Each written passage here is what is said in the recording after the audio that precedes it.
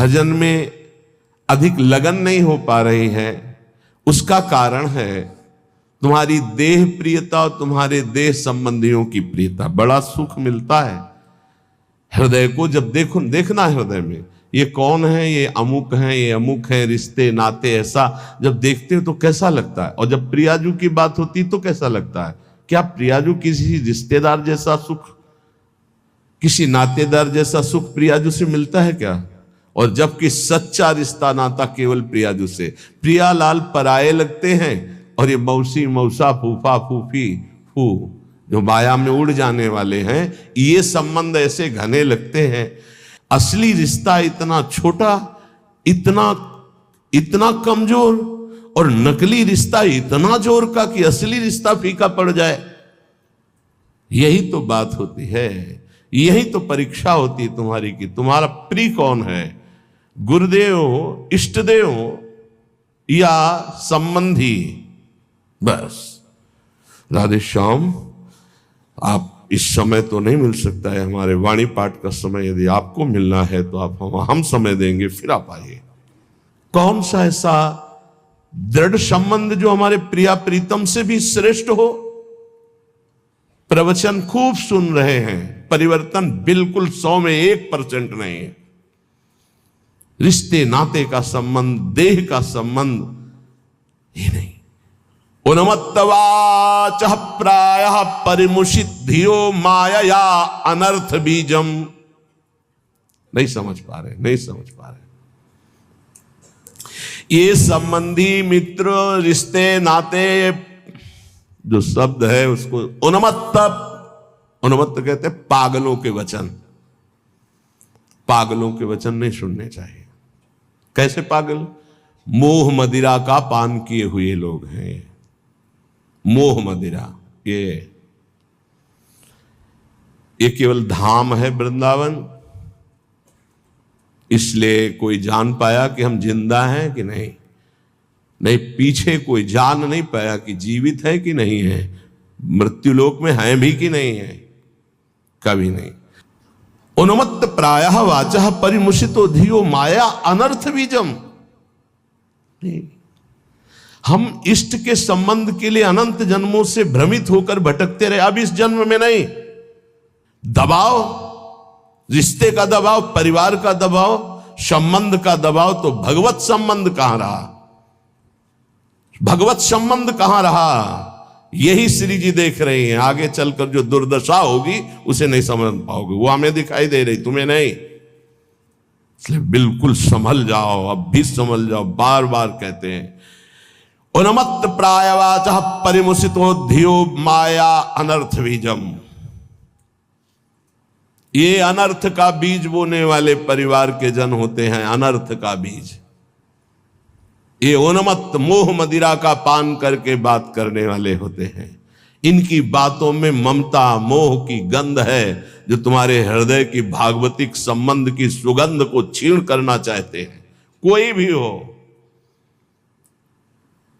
स्वार्थम मत्वा कृतार्था अथन सुख विवेकादयो अग्राह्य वाचा। ये अविवेकी हैं, स्वार्थ भरे लोग हैं। इनकी बात को कभी नहीं सुनना चाहिए क्योंकि विवेक रहित हैं। अग्राह्य, इनकी बात को न सुनना चाहिए न मानना चाहिए।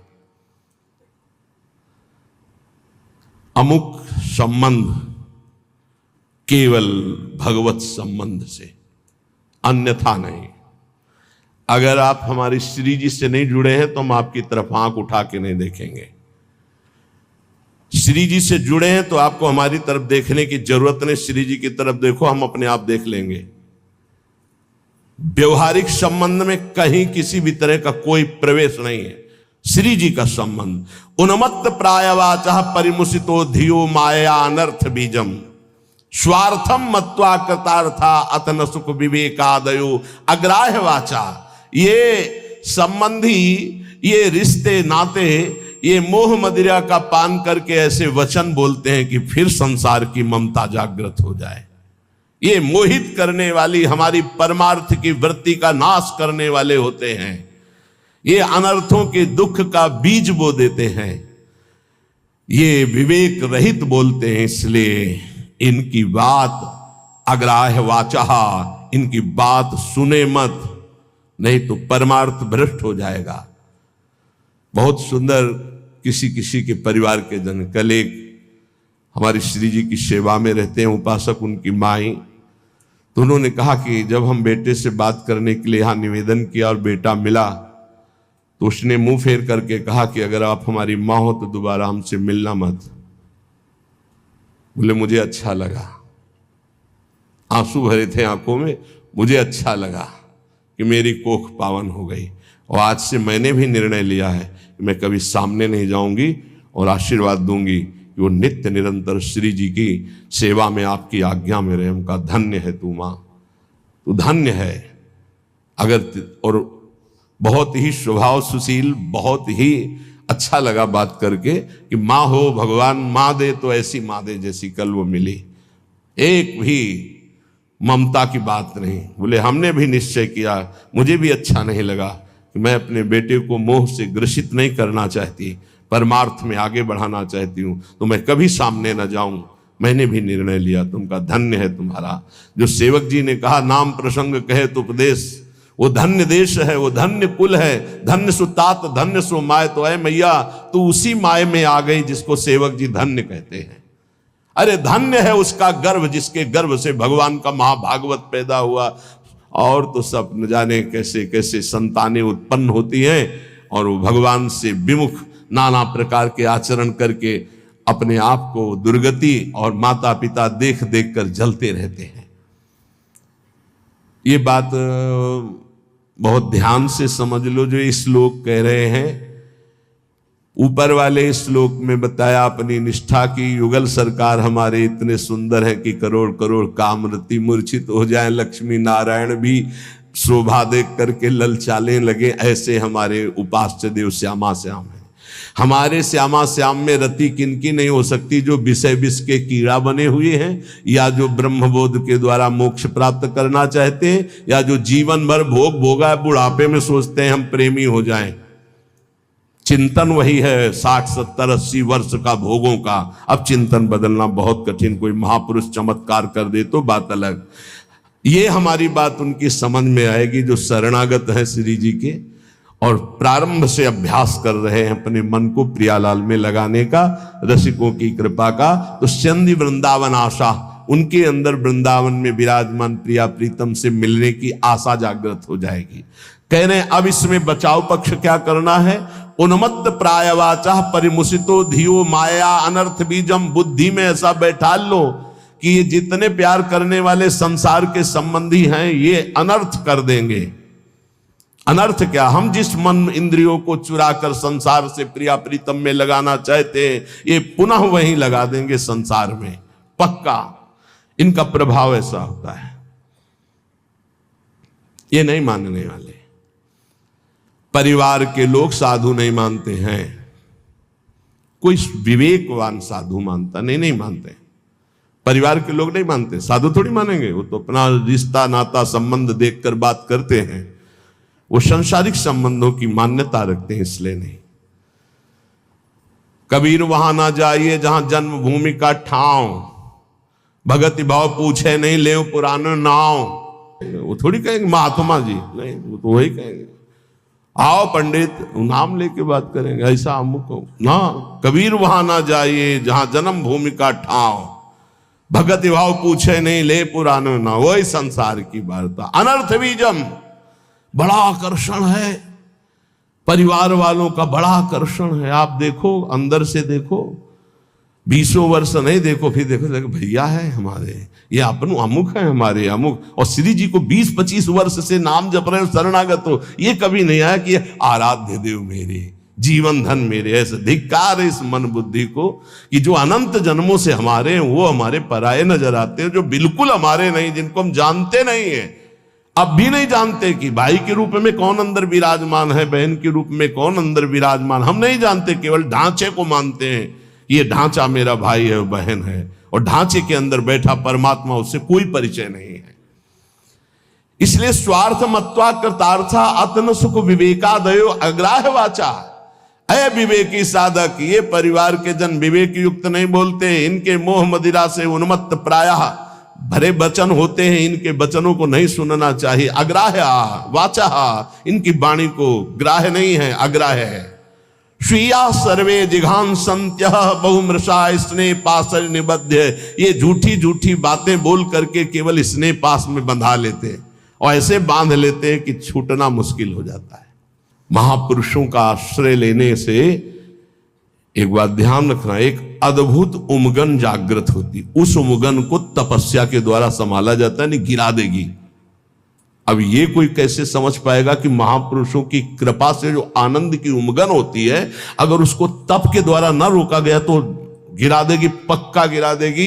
ये बड़ी सूक्ष्म बात है, सबको समझ में नहीं आएगी कि महापुरुषों के संग की कृपा उसको गिरा कैसे देगी। भगवदानंद की जब अनुभूति हो तो उदासीनता बाहर इतनी हो जानी चाहिए कि तुम्हें देखना कोई पसंद न करे। ध्यान रखना, यह अनुभव की बात कह रहा हूं।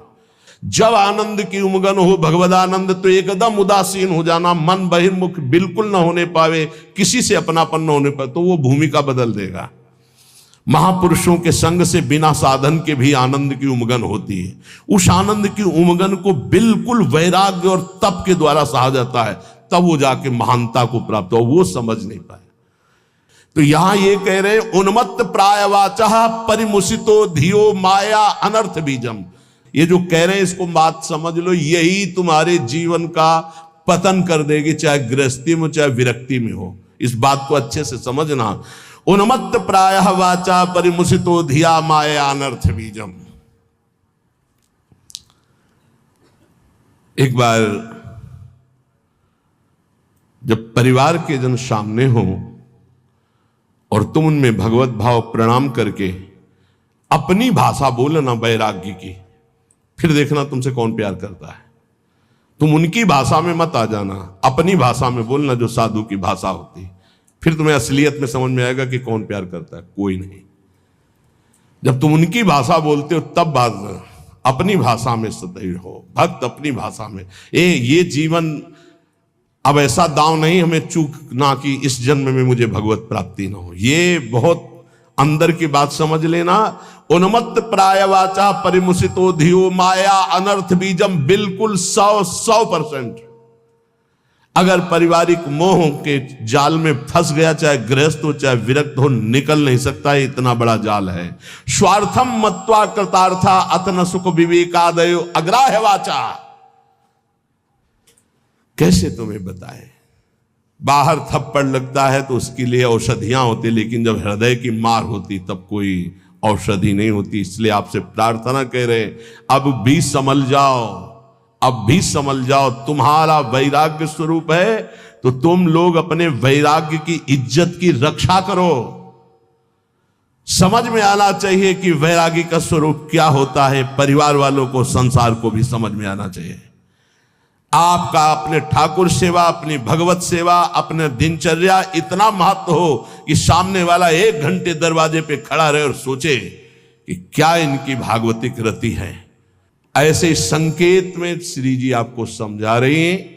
स्वार्थम मत्वा कृतार्था अथन सुख विवेकादयो अग्राह्य वाचा। ये विवेक रहित बोलने वाले संसार के अग्राह्य वाचा, ये नाशवान शरीरों का संबंध तुम्हें अविनाशी बना देगा, तुम्हारा साथ देगा। ये मरण धर्मा शरीर है। अविनाशी परमात्मा की शरण छोड़कर इनके इंद्रियों की गुलामी के लिए किसी व्यक्ति वस्तु का आश्रय धिक्कार है जीवन। हम कामी हैं, क्रोधी हैं, लोभी हैं, लेकिन श्री जी लालजू को छोड़ दें, ऐसा तो हो ही नहीं सकता।